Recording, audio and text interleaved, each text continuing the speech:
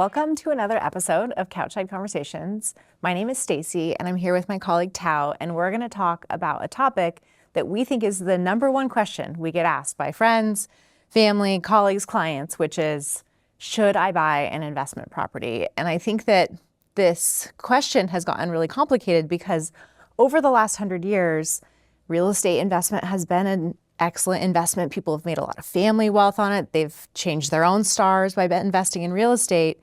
But what we know about real estate is that it's cyclical. It has really good years and it has some not so good years. And the timing by which you get in completely changes the course of action as to whether or not it's actually a good investment. And so we're going to talk about the good and the bad today. And Thao, I'd love for you to start with actually the good. So what makes a good real estate investment? What would make you want to dive in today? I love this question.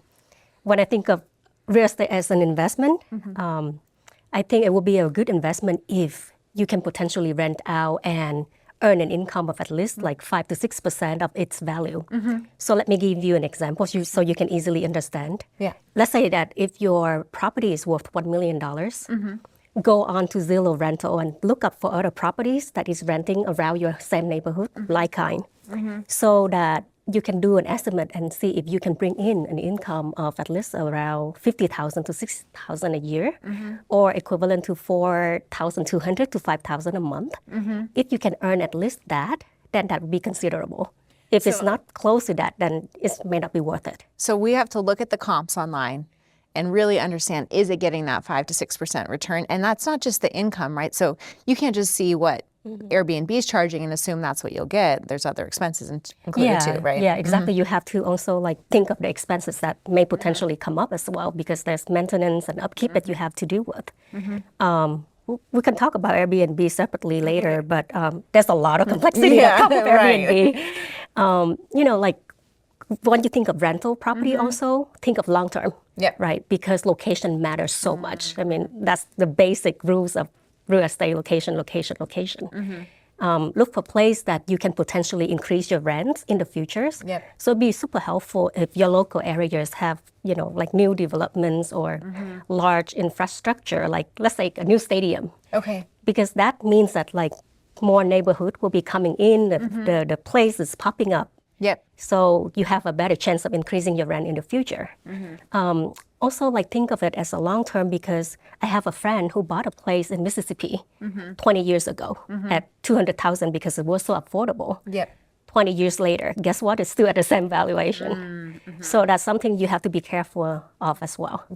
One nice thing of rental properties is that you can write off a lot of expenses.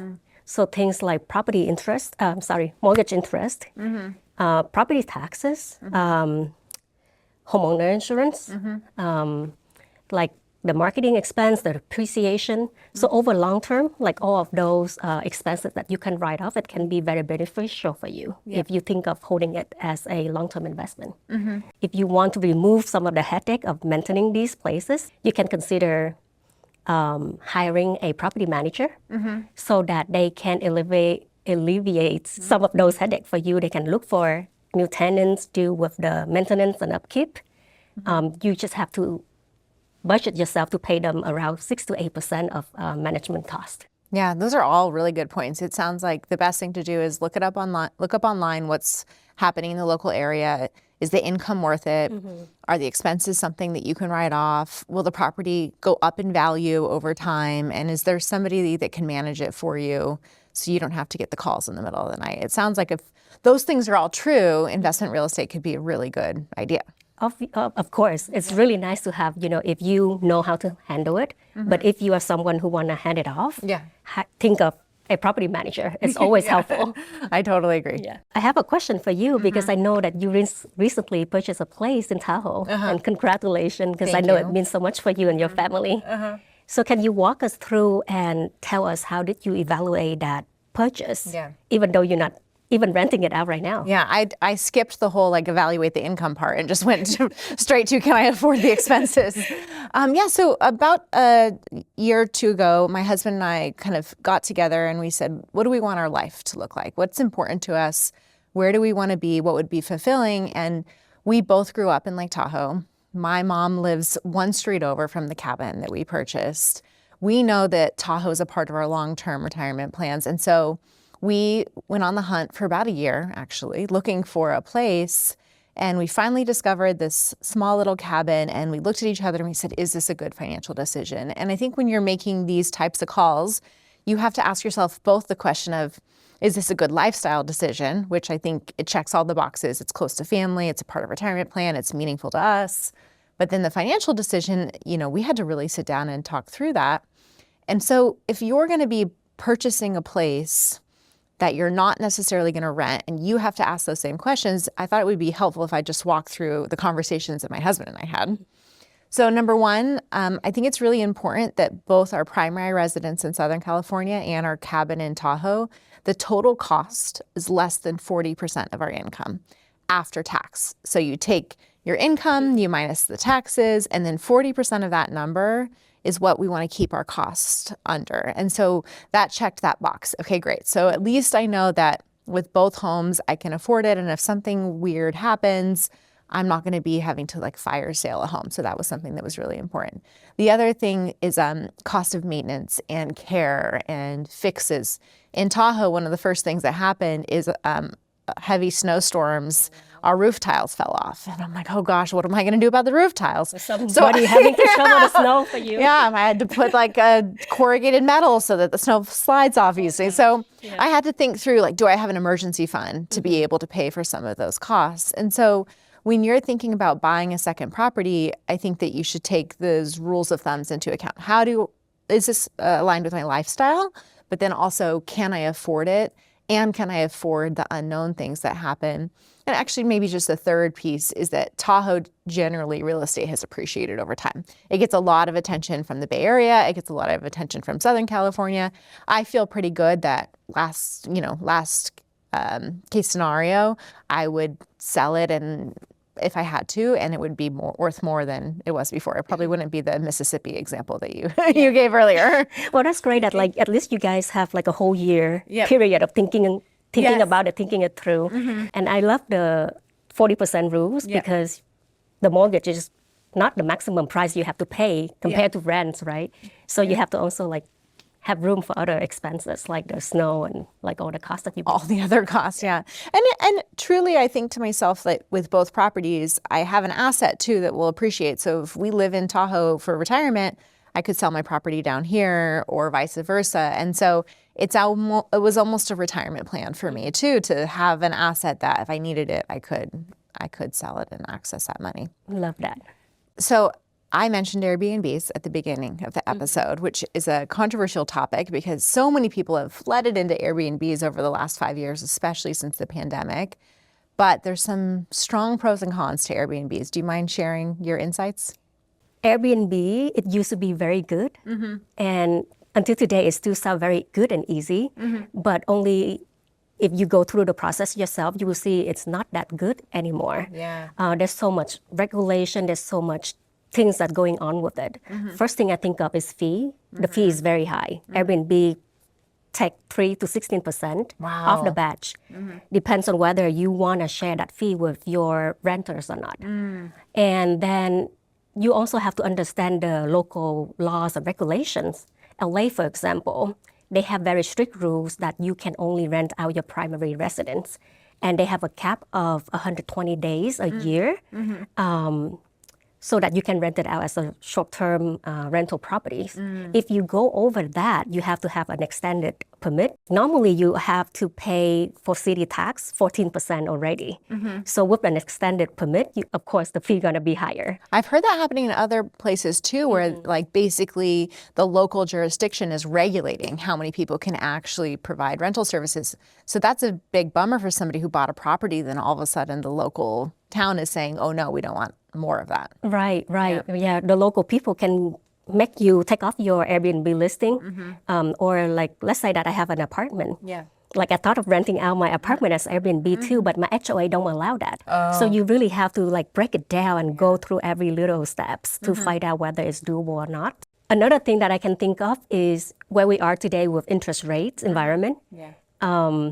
like especially if you buy the place on a mortgage, if interest rate is so high and your rent is softened and fluctuate over time, that is something that you have to be considered as well, because you may end up struggling of like finding a way of how you can pay for that interest rate that is fixed for you. Interest rate, property taxes, insurance, like in my opinion, insurance is going to be probably the same cost as property taxes going forward in California. So really understanding what's your monthly cost and are you actually going to make that amount of money in rental fees?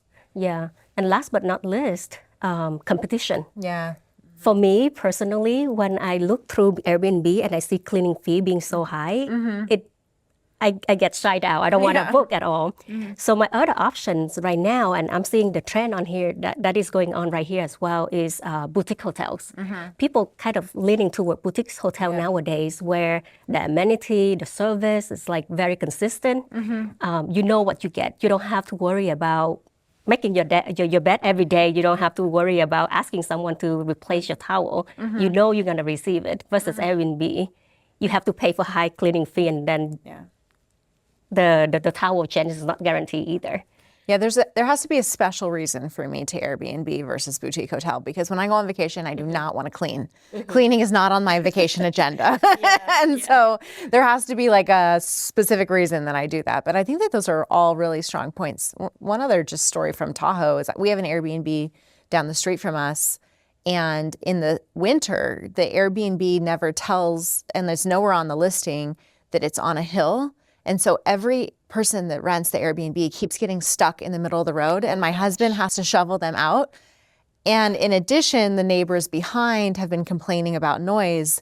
And so I'm wondering if eventually this person is not going to be able to Airbnb anymore because all the neighbors are frustrated that the cars are blocking the street and it's too loud. And so you also have to have some type of method to make sure that you're managing the guests that you're actually having in your Airbnb, because the power of the neighbors are strong. And so if it's a disruptor to the neighborhood, that could actually ruin your investment too. Yeah, it's definitely doable. You just have to do very careful research and make sure you deal with your neighbor. You have to deal with your tenant like appropriately. So tell them to bring snow chains. So we talked about Airbnbs, but what about long-term rentals? Like, what are some things that people should be thinking about if they're just going to get a long-term tenant in their property? I love long-term rental. When you think of long-term rental, you also think of some hidden costs that are associated with that.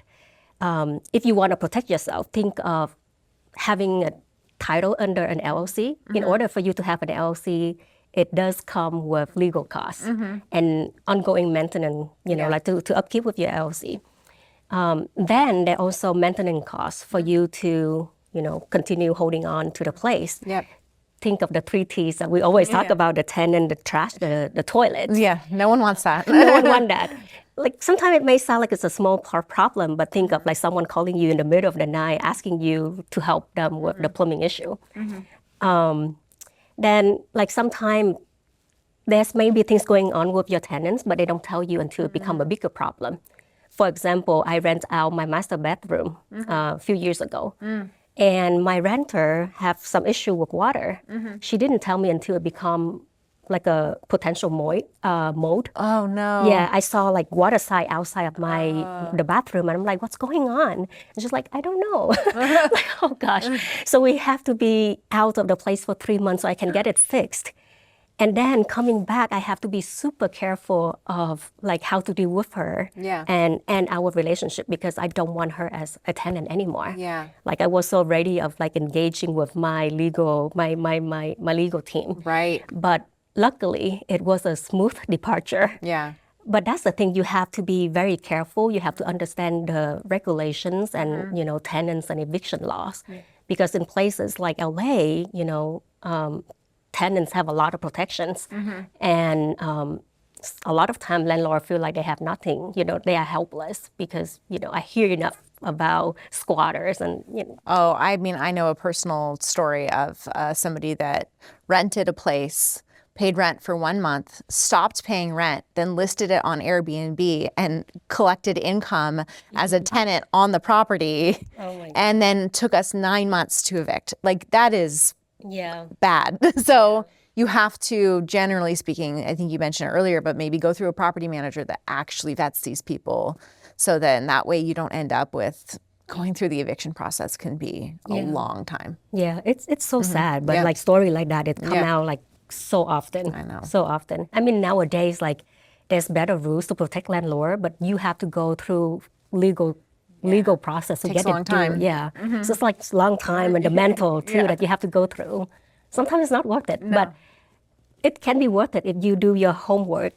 Again, understanding the financial, understanding the regulations, the legal process, and have a good property manager. Yeah, I agree. Yeah. I have one last question for you. Many of our clients, instead of buying these places, they rather inherit those.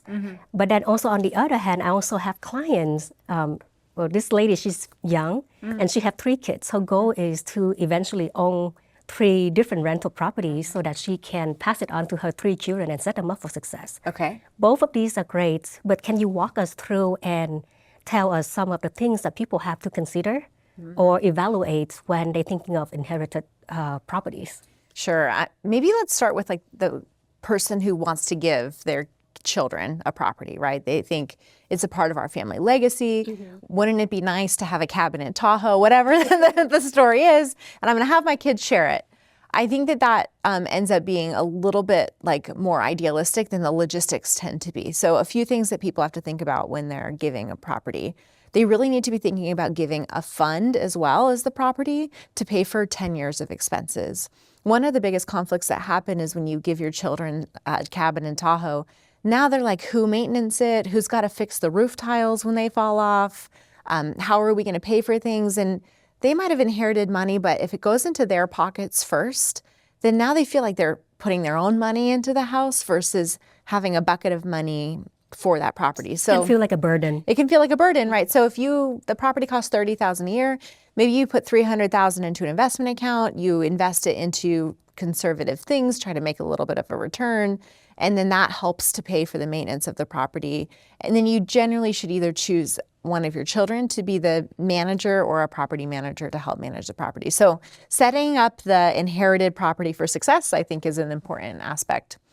If you're inheriting a property and you're asking yourself the question of like, is this a good piece of real estate for me to own? I would generally say that you should go through 3 different things. So the first thing you should do is you should look at the value of the property. You should look at the net income. So the income minus expenses, and you should say, what is the return I'm getting? Oftentimes I walk clients through this process and they are getting 2 or 3% returns. That's less than you can make in a money market fund today. Yeah. And they don't know it, right? They think, oh, this is an income generating property, but it's actually only making 2 to 3% returns. And there's an argument that the property will appreciate over the long term, but that's a long ways away. And so you don't know unless you go through the selling process. Yeah. And so it might be better to invest in something else. Like you should say, thank you, real estate, for the run up. Thank you for like allowing me to inherit $1 million property, but it's been a good run. It's time to move on. And that might be like a real question and topic for discussion. Yeah. The second thing I would say is that it's really important for you to ask yourself the question, if I had $1 million today, let's just pretend like this property is $1 million. If I had $1 million today, would I buy this property or would I do something else? And just like a thought experiment of like, would I make the same decisions today? Like I got this inheritance, but is that really aligned with my values? Would I instead remodel my own home? Would I take more vacations? Would I have more money available to be able to retire early? Like these are all really good questions to ask yourself with the home. And the third thing you should consider are some of the tax implications of your decision. Oftentimes when you inherit a home, it gets what's called a step up in basis, meaning as of the date your parents passed, the home is now valued for that date. And so if you sell it at no gains, meaning no taxes. So this is unique to inheriting a home where immediately it might make more sense to sell it than to keep it. Now, not every property gets a step up in basis. It depends on the entity it was in before you inherited it. But these are all really good considerations. When you have a property come your way, you got to ask yourself these questions. And I think one thing that we've talked to a lot of clients about, both you and I, is also just the headache of managing it.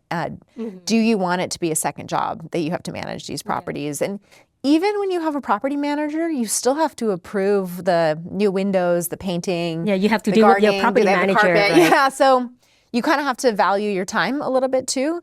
And while I do think real estate has historically been an amazing investment, I don't know that the returns today are quite what they used to be. And so take that into consideration when people are making these decisions. Yeah, especially if you have many siblings, and not all siblings are equally responsible or aware of what's going on. It can become like a responsibility. A recipe for fighting, yeah. Definitely. And what if you have more family members, like you are married and what's going on, So it can be complex. I totally agree.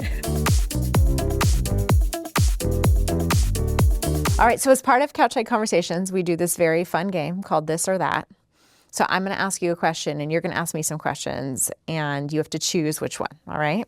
Let's do it. Okay. Are you going to buy a property in California or out of state? You asking me about familiarity and diversification. Yes. I love both and I see the downside for both. For me personally, I would like to hire a private real estate fund manager that has a lot of expertise and familiarity with the markets, which Morton has many, and I love that. Well, the reason why I do that is because that way I can expose to as many property as possible, and I have geographically diverse portfolio for myself. And these people, they have the time, the expertise, the professionals, people to really dig in and find out what is the next best opportunity for their clients. And that way I can just sit back, relax, and collect my rent. I think you just answered my question as neither. That's very good. What about you? Are you going to be continuing to enjoy your property, your rental property, or are you eventually going to rent it out? Oh, I'm not renting it out. I don't want to store stuff in a closet. I don't want to take down photos. I don't want anybody to accidentally kill my plants. One of the things that I've done is since getting the cabin in Tahoe is I've become like a plant collector. There's so many plants there. And I want them all to live because I watered them, not my guests. So, those are your babies. Yeah, exactly. So I just my property. Another question for you. If you were going to buy, I mean, you already said no buying, I'm going to invest in a fund instead. But if you were going to buy, would you buy on your own or would you try to find other people to go in on it with you? On my own. Yeah. I don't want to deal with the headache if me and my other partners like disagree with each other. The less people is the better. So just sole ownership, no co-own. Good. Last question for you. Property manager or self-managed? Oh, property manager. I actually think property managers, people shy away from them because sometimes the fees can be like 6 to 10% of the property. But you have to remember as property managers that they manage a lot of properties. So they actually are able to get discounts with like the plumber or the little things that happen. And so if you have a property manager that does all of the like little things that have to happen and all the books and records, so a property manager will actually like upload to your CPA full bookkeeping for you. All of that saves so much time and energy where I could make more money somewhere else doing the thing I'm good at versus this other thing. I think property managers, if you can find the right ones, they are just superb. Amazing, amazing. Well, thank you for tuning in to this episode of Couchside Conversations. Please feel free to reach out to us if you have any questions about real estate, properties, or investments in general. Until next time. Wow.